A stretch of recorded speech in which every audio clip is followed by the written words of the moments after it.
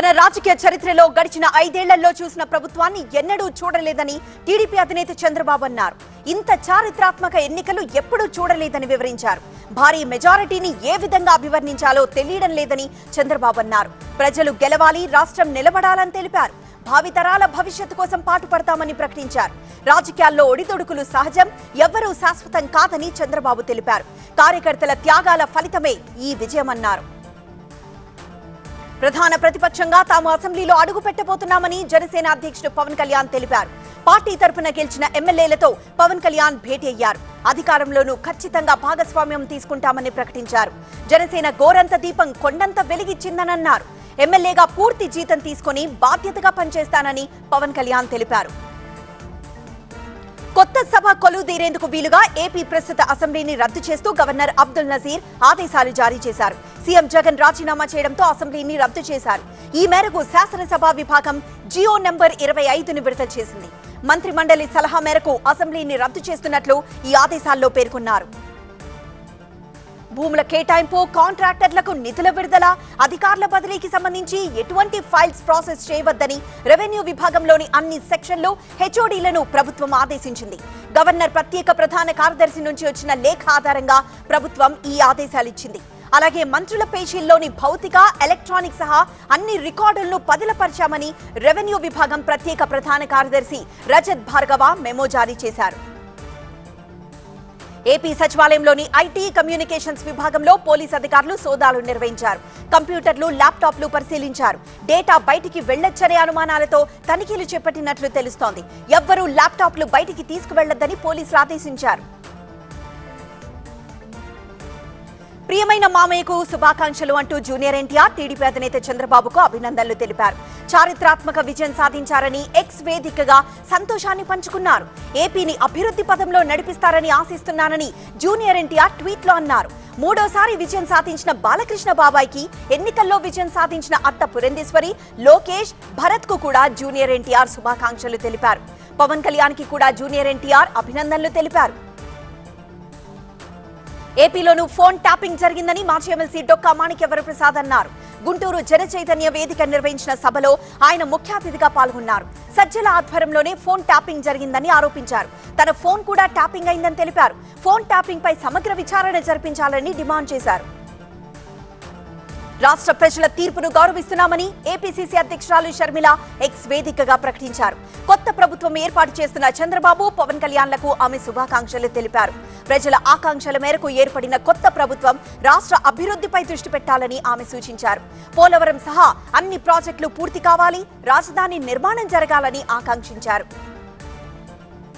రాజకీయాల్లో గెలుపోటములు సహజం, కానీ ఈ రకమైన ఓటమిని చవి చూస్తామని అనుకోలేదని రాజానగరం మాజీ ఎమ్మెల్యే జక్కంపూడి రాజా అన్నారు.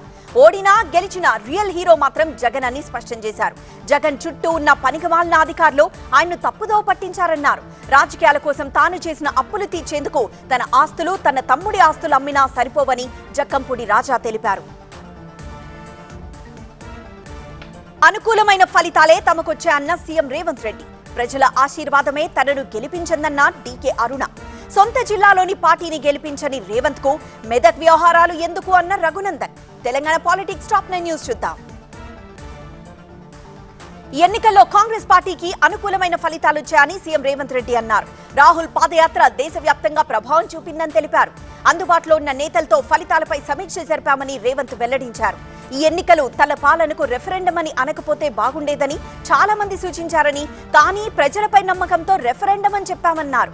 8 పార్లమెంట్ స్థానాల్లో కాంగ్రెస్ గెలిచి 41% ఓట్లు సాధించామని రేవంత్ వెల్లడించారు. అసెంబ్లీ ఎన్నికల్లో 39.5% ఓట్లు సాధించామని తెలిపారు. రాష్ట్రంలో చాలా చోట్ల గెలవాల్సిన పరిస్థితి ఉన్నా బీజేపీకి బీఆర్ఎస్ సపోర్ట్ చేయడం వల్ల కాంగ్రెస్ అభ్యర్థులు ఓడిపోయారని నాగర్ కర్నూల్ ఎంపీ మల్లు రవి తెలిపారు. కాంగ్రెస్ తరపున ఎన్నికైన ఎంపీలు సీఎం రేవంత్ రెడ్డిని కలిశారు. బీఆర్ఎస్ వాళ్లు బీజేపీకి వ్యతిరేకమంటూ అంటారు, కానీ ఓట్లు మాత్రం బీజేపీకే వేశారని మల్లు రవి అన్నారు. అందువల్లే బీజేపీకి 8 సీట్లు వచ్చాయని విశ్లేషించారు. ప్రజల ఆశీర్వాదంతో విజయం సాధ్యమైందని Mahabubnagar BJP MP DK Aruna అన్నారు. పాలమూరు అభివృద్ధి కోసమే తన తాపత్రయమంతా అని వెల్లడించారు. జిల్లా ప్రజల కోసం సాయశక్తులా పనిచేస్తామని తెలిపారు. మహబూబ్ నగర్ లో కాంగ్రెస్ పార్టీ ఓటుకు 1000 రూపాయలు పంచిందని ఆరోపించారు. అభివృద్ధి కోసం పార్టీలకు అతీతంగా కేంద్ర రాష్ట్రం కలిసి పనిచేయాలని సూచించారు. తనకు ఏ పదవి ఇవ్వాలో మోదీ నిర్ణయిస్తారని అరుణ స్పష్టం చేశారు. మహబూబ్ నగర్ లో నైతికంగా కాంగ్రెస్ దే విజయమని ఓడిపోయిన కాంగ్రెస్ అభ్యర్థి వంశీచంద్ర రెడ్డి అన్నారు. బీఆర్ఎస్ బీజేపీ మధ్య చీకటి ఒప్పందం కారణంగా ఓడిపోయామని తెలిపారు. బీజేపీ అభ్యర్థి గెలుపు సాంకేతికమని విశ్లేషించారు. తాము ఓడిపోయినా ఇచ్చిన హామీలు నెరవేర్చుతామని వంశీచంద్ అన్నారు. సొంత జిల్లాలో ఎమ్మెల్సీ ఎంపీని గెలిపించుకోలేని వ్యక్తి సీఎం రేవంత్ రెడ్డి అని మెదక్ బీజేపీ ఎంపీ రఘునందన్ రావు విమర్శించారు. తాను ఎవరి దయాదాక్షిణ్యాలపై గెలవలేదని స్పష్టం చేశారు. మల్కజ్గిరి సీటు ఎంత కమ్మారో సీఎం చెప్పాలని రఘునందన్ రావు డిమాండ్ చేశారు. సిట్టింగ్ సీటు మల్కజ్గిరిలో ఓటమి పాలైన రేవంత్ రెడ్డి మెదక్ గురించి ఎందుకు మాట్లాడుతున్నారని ప్రశ్నించారు.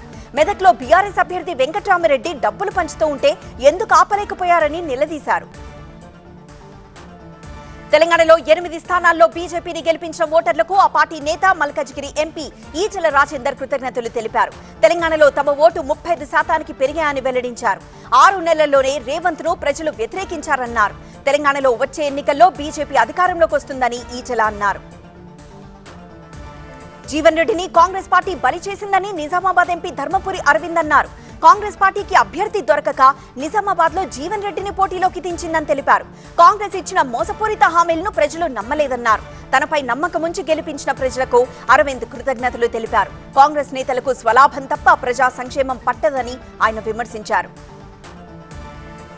చేవెళ్ల నుంచి రెండోసారి ఎంపీగా గెలవడం చాలా సంతోషంగా ఉందని కొండా విశ్వేశ్వరరెడ్డి అన్నారు.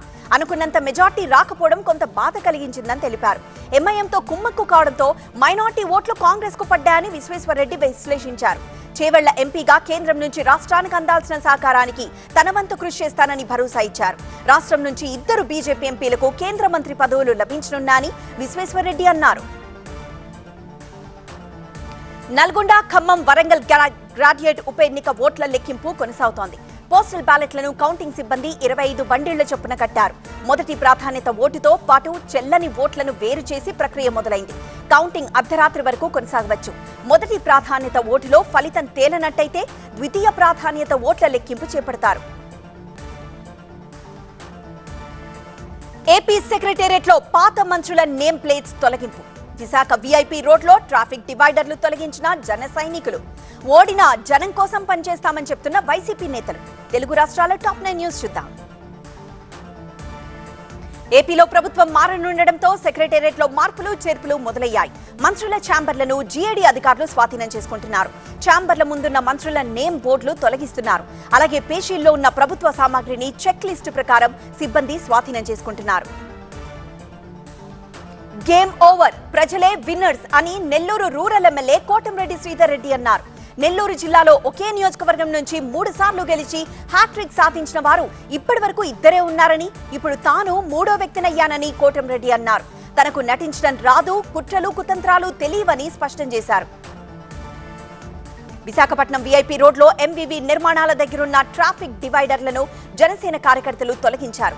జనసేన కార్పొరేటర్ మూర్తి యాదవ్ నేతృత్వంలో క్రేన్ తీసుకొచ్చి డివైడర్లను జన సైనికులు తొలగించారు. అక్కడ జరుగుతున్న ఎంవీవీ కంపెనీ పనుల కోసం వీఐపీ జంక్షన్ రోడ్డును మూసేశారని గతంలోనే పవన్ కళ్యాణ్ ఆరోపించారు. ఈ ప్రాంతాన్ని ఆయన గతంలో స్వయంగా పరిశీలించారు. తూర్పుగోదావరి జిల్లా రాజమహేంద్రవరం సిటీ నియోజకవర్గానికి సంబంధించి గతంలో ఎవ్వరికీ రానంత మెజారిటీ తనకొచ్చిందని టీడీపీ నేత ఆతిరెడ్డి వాసు తెలిపారు. అందరి సహకారంతోనే ఇది సాధ్యమైందన్నారు. తనకు టికెట్ విషయంలో వైసీపీ నేతలు అనేక విమర్శలు చేశారని, ఇప్పుడు 70,000కు పైచీలకు మెజారిటీ సాధించిన తర్వాత ఏం మాట్లాడతారని ప్రశ్నించారు. ఓడిపోయిన మొక్కవోని ధైర్యంతో ముందుకు వెళ్తానని మాజీ డిప్యూటీ సీఎం అంజాద్ బాషా అన్నారు. 2తో ప్రారంభమైన వైసీపీ 151 స్థానాల్లో విజయం సాధించి రాష్ట్ర ప్రజలకు పాలన అందిస్తుందని గుర్తు చేసుకున్నారు. కడప ప్రజలకు తాను అందుబాటులోనే ఉంటారని ప్రకటించారు.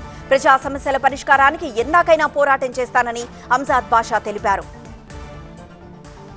ప్రజలిచ్చిన తీర్పు బాధాకరమైనప్పటికీ దానిని శిరసావహిస్తున్నానని ఏపీ స్పీకర్ తమ్మినేని సీతారాం అన్నారు.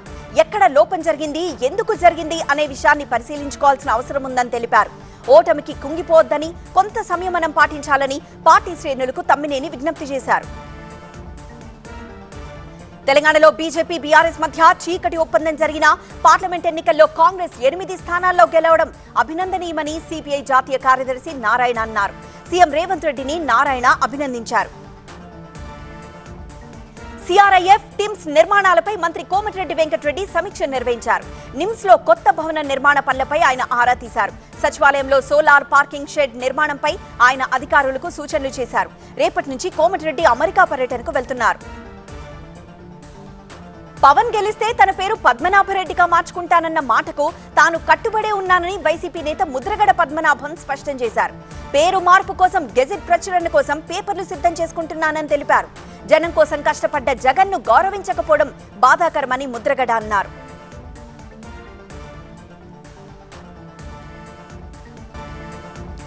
ఎన్డీఏ పక్షాలు తమ నేతగా ప్రధాని నరేంద్ర మోదీని ఏకగ్రీవంగా ఎన్నుకున్నాయి. 6 దశాబ్దాల తర్వాత దేశ ప్రజలు వరుసగా 3వ పూర్తి మెజార్టీతో ఒక బలమైన ప్రభుత్వాన్ని ఎన్నుకున్నారని ఎన్డీఏ పక్షాలు తీర్మానం చేశాయి. మరోసారి ప్రభుత్వం ఏర్పాటుపై ఢిల్లీలోని ప్రధాని మోదీ నివాసంలో ఎన్డీఏ పార్టీలు సమావేశమయ్యాయి. ఎన్డీఏలో కీలక భాగస్వాములుగా ఉన్న టీడీపీ అధినేత చంద్రబాబు నాయుడు, జేడీయూ నేత బీహార్ సీఎం నితీష్ కుమార్, జనసేన అధినేత పవన్ కళ్యాణ్ ఈ సమావేశంలో పాల్గొన్నారు. దాదాపు గంట సేపు ఈ సమావేశం జరిగింది. మొత్తం 21 మంది నాయకులు ఈ భేటీలో పాల్గొన్నారు.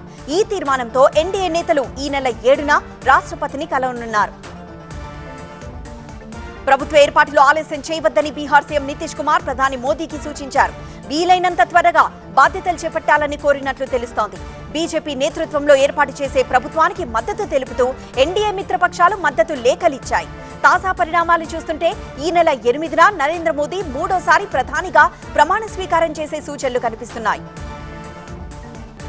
ఏపీ ఎన్నికల్లో టీడీపీ, బీజేపీ, జనసేన కలిసి పోటీ చేశాయని, తాము ఎన్డీఏలోనే ఉన్నామని టీడీపీ అధినేత చంద్రబాబు స్పష్టం చేశారు. ఈ విషయంలో అనుమానాలు ఎందుకని ప్రశ్నించారు. కలిసి పోటీ చేసి సంబంధాలు ఎలా తెంపుకుంటామని అన్నారు. ఎన్డీఏ సమావేశంలో పాల్గొన్న ఆయన ఢిల్లీలో టీడీపీ నేత గల్లా జయదేవ్ నివాసానికి వచ్చారు. మంత్రి పదవుల విషయమై తర్వాత మాట్లాడతారని చంద్రబాబు తెలిపారు. కేంద్రంలో కొత్త ప్రభుత్వం కొలువుదీరనున్న వేళ ప్రధాని నరేంద్ర మోదీ ఢిల్లీలో రాష్ట్రపతి ద్రౌపది ముర్మును కలిశారు. 17వ లోక్సభను రద్దు చేస్తూ కేబినెట్ చేసిన తీర్మానాన్ని రాష్ట్రపతికి అందజేశారు. కేంద్ర సిఫార్సు మేరకు ఆయన సభను రద్దు చేశారు. అలాగే తన మంత్రి మండలి రాజీనామాను కూడా సమర్పించారు. దానిని రాష్ట్రపతి ఆమోదించారు. కొత్త ప్రభుత్వం ఏర్పడేంత వరకు కొనసాగాలని సూచించారు. 17వ లోక్సభ పదవీకాలం జూన్ 16 వరకు ఉంటుంది. భవిష్యత్ వ్యూహ రచన ఖరారు చేసేందుకు ఇండియా కూటమి నేతలు ఢిల్లీలో కాంగ్రెస్ అధ్యక్షుడు మల్లికార్జున ఖర్గే నివాసంలో సమావేశమయ్యారు. కాంగ్రెస్ అగ్రనేతలు సోనియా, రాహుల్, ప్రియాంక, డీఎంకే అధ్యక్షుడు స్టాలిన్, సమాజ్వాదీ పార్టీ అధ్యక్షుడు అఖిలేష్ యాదవ్, ఆర్జేడీ నేత తేజస్వి, ఆప్ నుంచి సంజయ్ సింగ్, రాఘవ్ చడ్డా, టీఎంసీ తరపున అభిషేక్ బెనర్జీ, సిపిఐ, సిపిఎం ప్రధాన కార్యదర్శులు సీతారాం యెచూరి, డి రాజా ఈ సమావేశంలో పాల్గొన్నారు. ఢిల్లీ ముఖ్యమంత్రి అరవింద్ కేజ్రీవాల్ కు ఢిల్లీ రౌస్ అవెన్యూ కోర్టులో ఎదురుదెబ్బ తగిలింది. వైద్య పరీక్షల కోసం బెయిల్ మంజూరు చేయాలని కోరుతూ దాఖలు చేసిన పిటిషన్ను న్యాయస్థానం కొట్టేసింది. కేజ్రీవాల్ కు జైల్లోనే వైద్య పరీక్షలు నిర్వహించాలని కోర్టు ఆదేశించింది. ఈ నెల 19 వరకు కేజ్రీవాల్ జ్యుడిషియల్ కస్టడీని పొడిగిస్తూ కోర్టు ఉత్తర్వులు జారీ చేసింది. పార్లమెంట్ ఎన్నికల్లో మహారాష్ట్రలో బీజేపీ ఓటమికి నైతిక బాధ్యత వహిస్తూ రాజీనామా చేసేందుకు మహారాష్ట్ర ఉప ముఖ్యమంత్రి దేవేంద్ర ఫడ్నవీస్ సిద్ధమయ్యారు. ప్రభుత్వ బాధ్యతల నుంచి తనను తప్పించాలని పార్టీ నాయకత్వానికి ఆయన విజ్ఞప్తి చేశారు.